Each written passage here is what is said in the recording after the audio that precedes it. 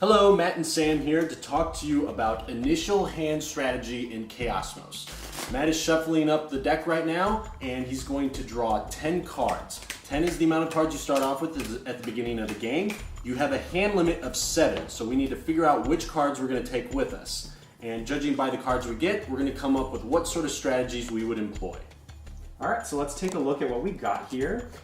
So we've got a hypertube here, the planetary hypergate, recovery bots, a planetary vault, a magnetostatic vault, a key for that vault, the subsonic shock, booster rockets, scrying prism, pheromonic recoiler, and a voltaic trident. So let's take a look at this hand.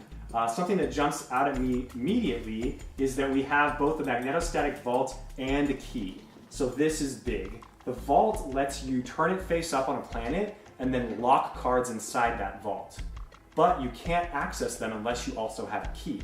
So since we have a key to start out with, we can carry this in our hand and leave behind stuff in the vault that we might want to use later. So let's look through and see what we might want to save.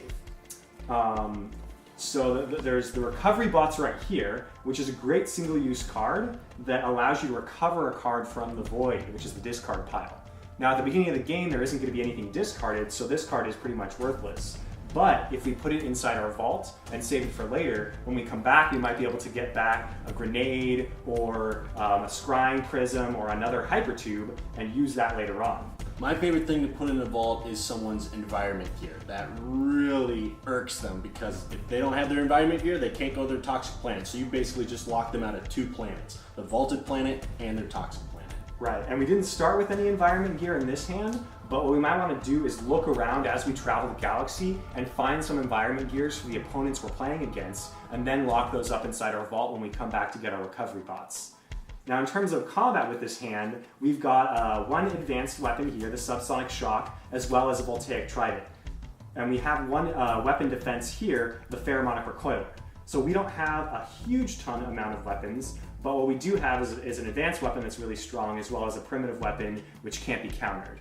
I'd say a +3 initial combat hand, that's fair. So me personally, I would take all those weapons with me because I don't like walking around with no combat whatsoever. Right. Another big advantage that we have is we have the booster rockets here. Now this card costs all 3 actions of your turn to use, but it lets you move up to 5 spaces across the board. So this maneuverability will help us get to other planets before players can get there, and that will help us find more cards like the environment gears we want to lock out, or maybe some more advanced weapons that we can use to battle our opponents. Now there's a couple other cards in the game that work really well with the booster rockets. One of which is the assault catapult, which allows you to attack players up to 2 spaces away, and another is the amnion strike, which allows you to attack a player for free. So these are cards that they provide maneuverability and allow you to attack without using all your actions. Yeah, if you happen to get the booster rockets, the amnion strike, and the assault catapult all in one hand, you can move up to 5 spaces across the game board and then attack somebody 2 spaces away all in one turn. So you can pretty much hit almost every single spot on the game board and attack somebody almost no matter where they are. So that's a huge combo, but we would need to get all 3 of those cards first in order to do that. Luckily, the booster rockets will help us get around, and maybe we can find that. And if you decide to use that maneuverability combo, you're going to need a really strong combat system because that's 3 cards, the booster rockets, amnion strike, assault catapult. That's taking 3 spots in your hand of the 7. So you're going to need to find something like the imps or the spores to really back up that strategy. Right, so we can only hold 7 cards in our hand, which means we'll have to leave some stuff behind. Our vault will let us leave plenty of things behind. The last thing that we have is the planetary hypergate here. This card is great if we can establish a base. It lets us use it to teleport back to our base at any time. Now we don't have a base yet, but we might go looking for one of those. Or if another player has a base and we don't want them to get this, we might actually lock it up in our vault with the other stuff so that that player can't gain that advantage. So for me at this point, this hand it's kind of all over the place. There's a lot of different options and it's really going to depend on what you find in the first couple planets that you explore.